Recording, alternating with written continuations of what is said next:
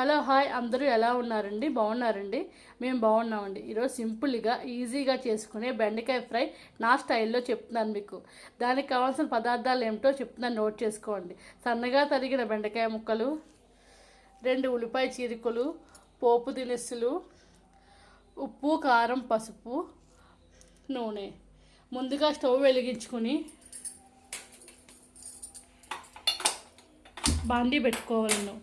బాండీ పెట్టుకున్న తర్వాత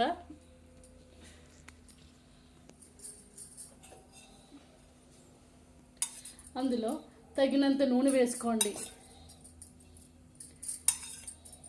తగినంత నూనె అంటే నేను ఇంచుమించు 4 స్పూన్స్ ఆయిల్ వేస్తున్నాను.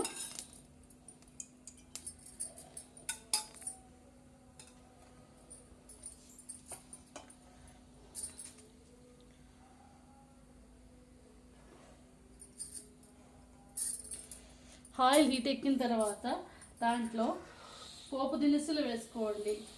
శనగపప్పు, మినపప్పు,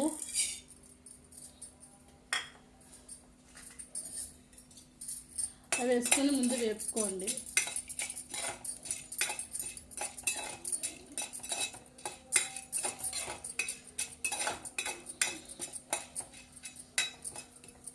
అవి వేగుతున్నప్పుడే దాంట్లో 2 ఎండుమిర్చిలు,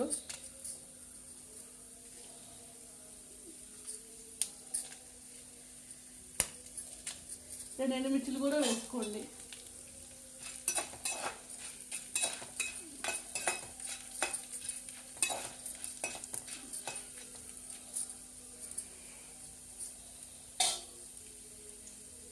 ఎండుమిర్చి వేగిన తర్వాత కరివేపాకు వేసుకోండి.